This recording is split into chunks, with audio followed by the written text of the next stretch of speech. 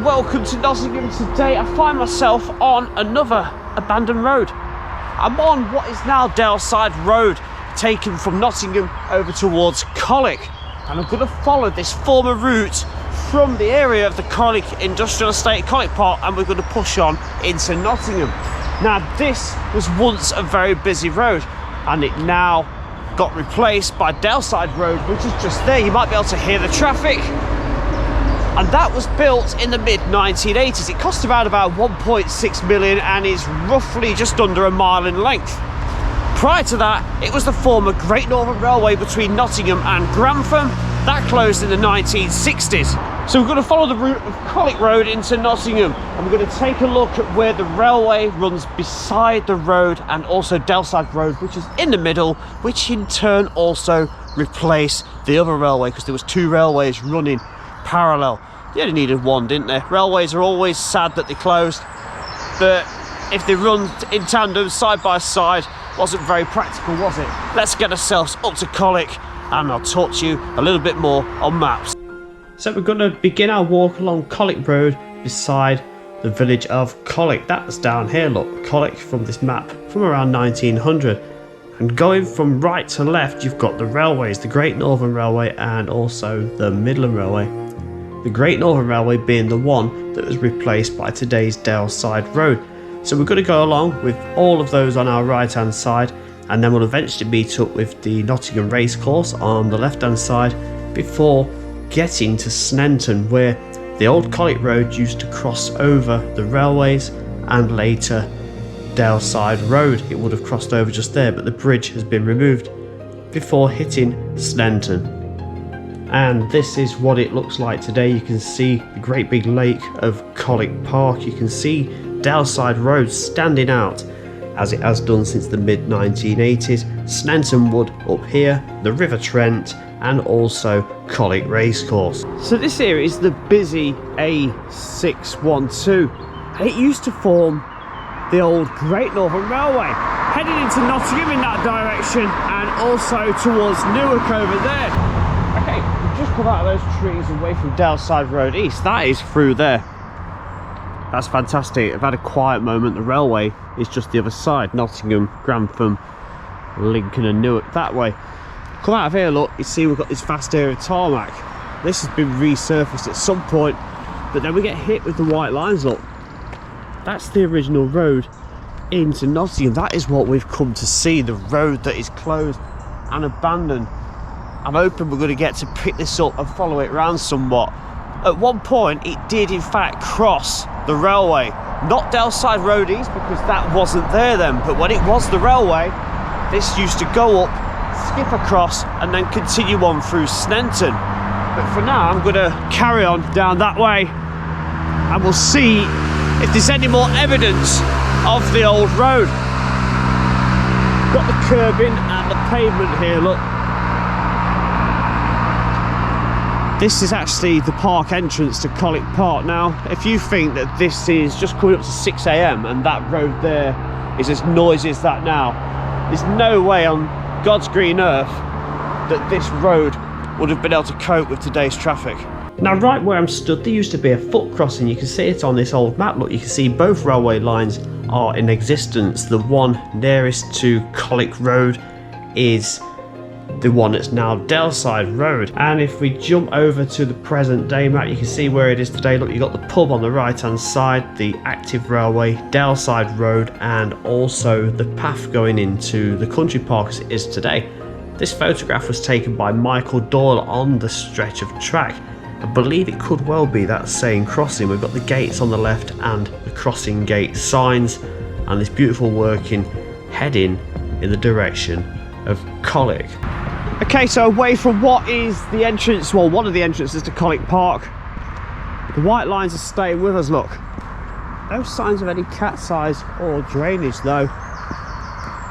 The pavement is clearly still here as well. Now after this short stretch, the road surface does change. Just here, see it? A line across there. Really boring stuff, isn't it? Because there was a little spur or a little junction put in to get onto what is Daleside Road East there.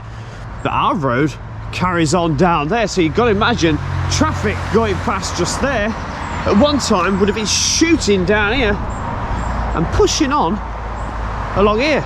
We can walk down here, and we're going to go onto what was the last resurfacing of this Colwick Road.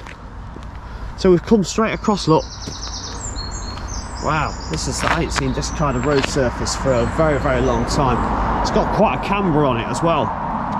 No trace of anything such as white lines, cat's eyes or drains. The curbing must be buried in there somewhere, and a central part of the road around about here.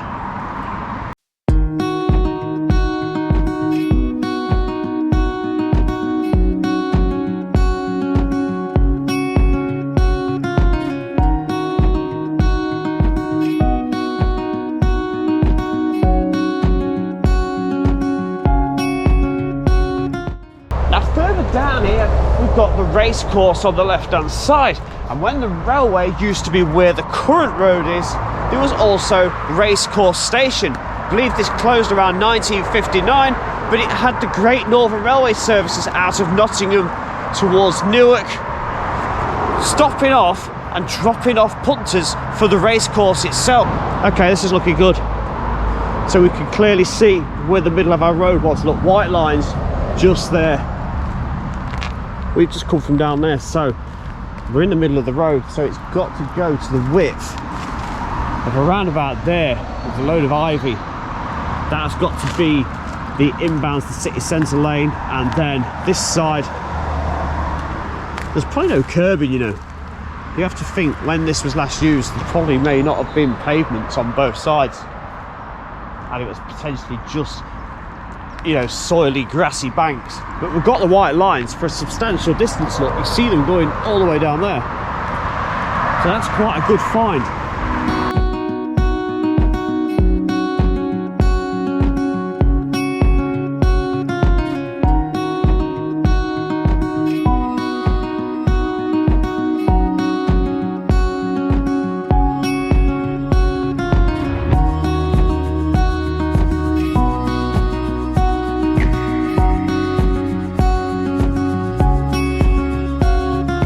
So getting through this section here with the white lines, they do actually become more prominent and then disappear under all this prickly naturiness.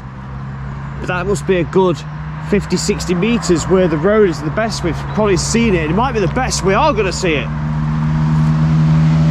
But that's really good, isn't it? It's still here. I was expecting to probably it just be like this all the way down the way we started back there, but after seeing this, I've got a little bit of hope we might find a little bit more, who knows. But let's keep pushing on, very close to the racecourse, and we're going to approach the point where it used to cross the railway. It was like that sort of shape, whatever that was, before picking up the road where it still is today, heading into Stenton and Nottingham.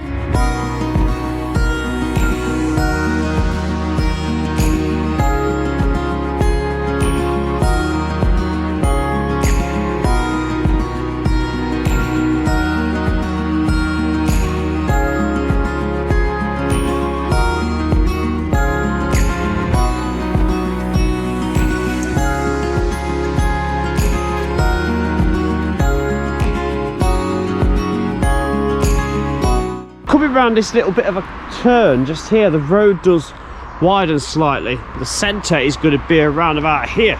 It's pretty much a tree right where the white lines could well still be below all this mossiness. Intriguingly, through here, there's evidence of a wall, a stone wall. There we go. Right there, look. Now, this stone wall would have been built when the railway was built in the 1890s. I think that's when the line opened. Look at this nice clear section here, look. So you can hear the traffic up there, but at one time, services, passengers, freights would have been thundering along right up there into the city or over towards Grantham and Newark and Lincoln and places going east. And that stone wall appears to be going all the way along. So I'm interested to know how long that stays with us, because that was clearly built as a kind of retaining wall for the railway and now used to support the road. The road itself that we're following is still staying as this single width carriageway. So this would have been the carriageway leaving Nottingham and heading east, and the centre around about here. I'll keep my eyes peeled for any other relics or reminders of what was here, but for now we're still left with that road surface heading towards the city centre. So immediately after, look, we've got ourselves another white line, look, in the centre. So that's come from there, and again you can see the trees are pretty much lined through the middle there. I think we're going to get a few of these white lines. It seems to continue on a little way, a similar length to what we saw before. Yeah, they do continue on. Look, another one here, and it seems to widen to the full width of the road here. Alright, so this is the best example we've had of the clear width of the road. No sign of any curb or pavement, which is something we mentioned previously. If there was a pavement, it probably went to around about there, but the road, the tarmac edge finishes there and passes over to the other side. We've also got to imagine that there was once street lighting and road signs down here. I'd love to have found something like that in the undergrowth, wouldn't you? Just an old post or light or something. Looking a bit more abandoned going down there, just more like an old footpath or an abandoned canal. As we push on, we're going to take a bit of a turn. Again, Daleside Road does exactly the same as does the railway, and then the other side of the railway line, it's a really high rock face, like a steep cutting, which kisses the edge of the railway. This is interesting, isn't it? These have got to be old concrete posts that was here when the road was open. This is almost like nature's made its own little miniature roundabout, like a traffic island, isn't it?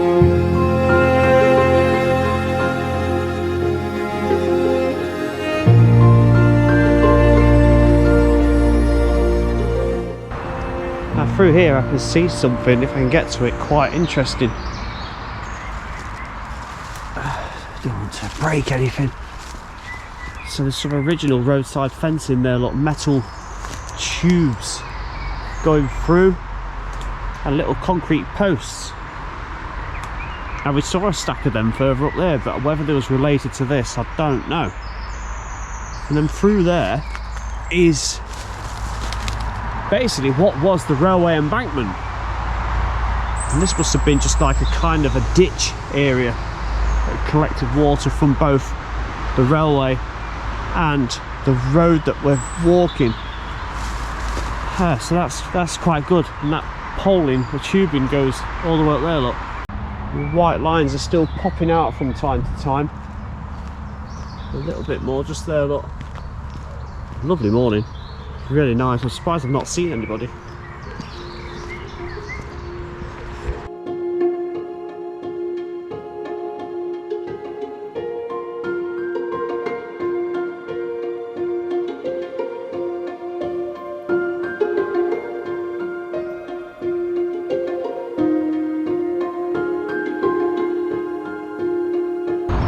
Look here, there's an old arrow, look, telling drivers to keep in lane. You can just make out the point of it just there, look.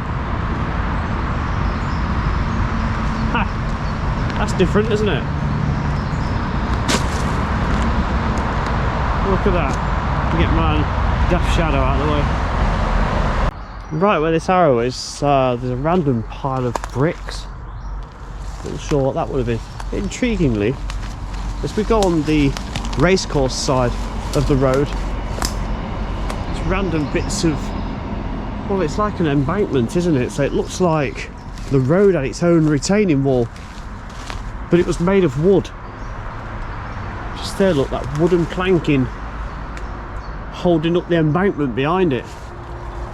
And on the right hand side, could this be that wooden fence that we've just been looking at? The racecourse is on the opposite side. We've got our abandoned Colwick Road, which is completely open at this point, and look on the left hand side, there is a stone wall. We've just been looking at a stone wall, haven't we, going alongside where the railway was. If you really squint and follow the tree line on the left hand side above that stone wall, you can just make out a railway signal facing upwards. Quite a clear view just there, look, of the tubular fencing which goes alongside the road, and just through there you'll see traffic going past is the current road and where the railway was. Now just down here, not far, we're going to take a tight left turn. The road did a tight right, and that's where it crossed over the old Great Northern Railway, and it picked up on the other side of the current active railway line. Looking over here, you have to wonder what might be lying in that ditch down there if you had a metal detector and plenty of time between both what was the railway and our old road. Quite a bit of this tubular fencing has continued on all the way since I first showed it to you. Now it looks like at this point, before we crossed over the bridge that used to be there, it used to be double whites, look, so no overtaking. So that's probably what explains that arrow we was just looking at further back, to keep everybody in single file traffic, because it was probably quite a couple of like hairpins based, well not so much hairpins, but you know, right angle and a left angle turn. Because if we look at maps after I finish this clip, give you better detail of where it used to cross. So looking at Google Maps, you can see the racecourse area dominating the bottom half of the map. Daleside Road going from left to right, and also the railway just above it. If we jump back to around about 1900, you can see where the bridge crosses the railway which is now Daleside Road. So it's come up the hill, look on the right hand side, it is darted across at a 90-degree angle over the railway, and then dropped down left at another 90-degree angle before carrying on its way into Sneinton. And I believe this photograph is taken from that point just before it takes the right turn to cross the railway. Looks like these elements of the railway on the left hand side, you might just be able to make out some railway vans on the left.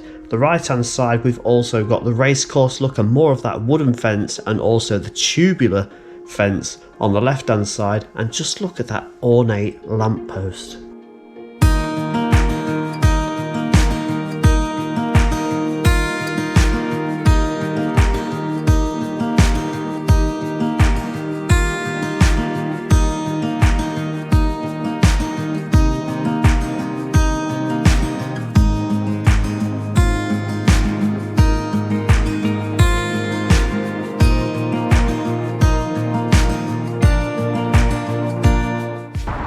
It's a change of road surface here, but I think this was still the original road surface. It's not been altered for anything.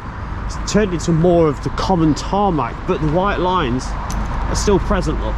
Nice thick chunky ones, just as we'd approach where the bridge was.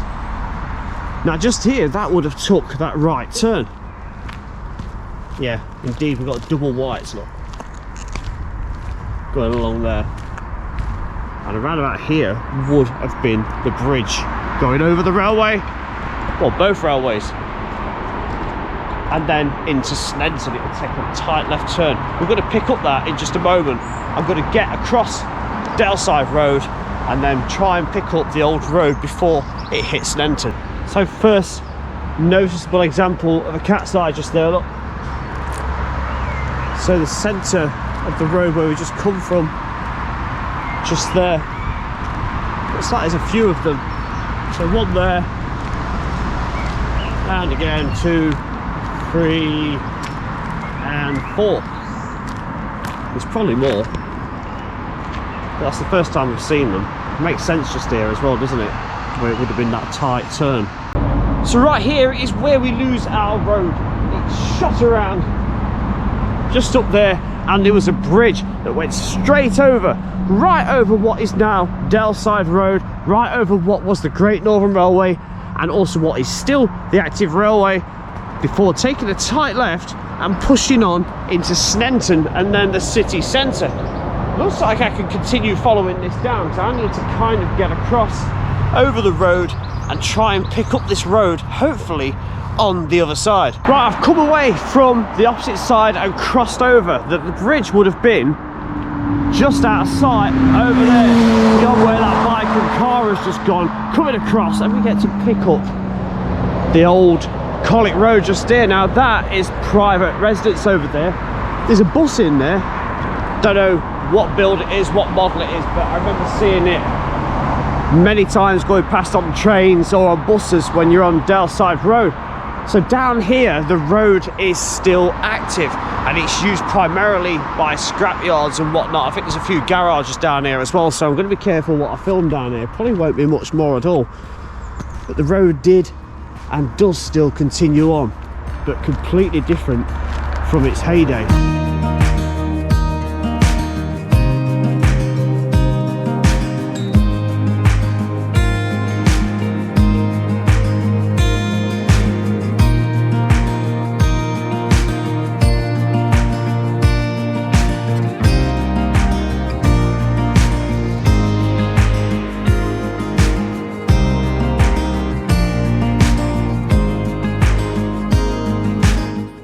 So Daleside Road continues behind all those units, and it was also the Great Northern Railway still at that point. It did separate away from what is the active line, which is the other side of the units on my right. That's still up and running today, as most of you will know.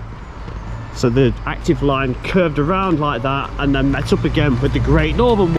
Nottingham Racecourse Railway Station, or Colwick Racecourse Railway Station, was opened by the Great Northern Railway to serve the racecourse, and it was built in 1892 in conjunction with opening of the racetrack. There are still remnants of the station buildings on Colwick Road. You can dig around and maybe find them, probably better off in winter doing that. And today the racecourse is served by Nottingham Station, around about 2 miles away. This railway station closed on the 8th of December 1959. And as we approach the end of what is the very low used section of the old Colwick Road, we loop around this way. We've got a Colwick crossing round here. The loop road is down there, and if we're lucky enough you might just get to see a train flying through. There you go.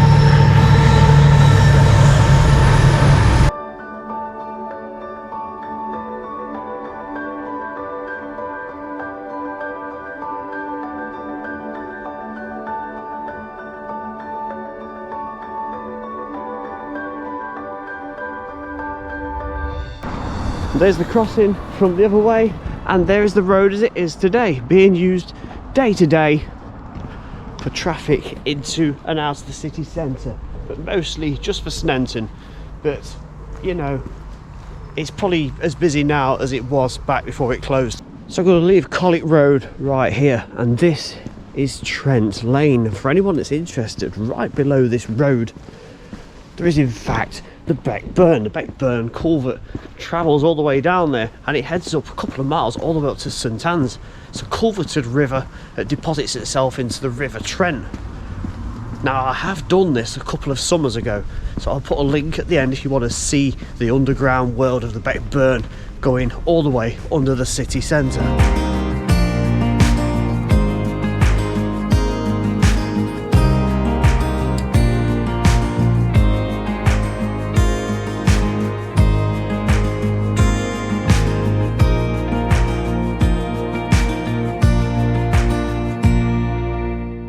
That was fantastic then, wasn't it? Following the old Colwick Road from Colwick to Sneinton, just on the edge of Nottingham. I've now actually got myself on the Great Northern Railway that closed in the 1960s, that I've mentioned quite a few times during our walk along the old road. We're at the point just before Trent Lane Junction, and there are some old railway relics through here. There used to be a railway bridge just here going all the way over. That was the Nottingham suburban line, heading off towards places such as Forneywood, Sherwood, and on towards Daybrook. That is going to follow not long after this one, so I hope you're going to look forward to that. But for now, I'm going to push on into Nottingham city centre and get myself a well-earned coffee and breakfast. Thank you very much for watching. Any more suggestions, abandoned roads, railways, lovely walks with a little bit of history, comment below.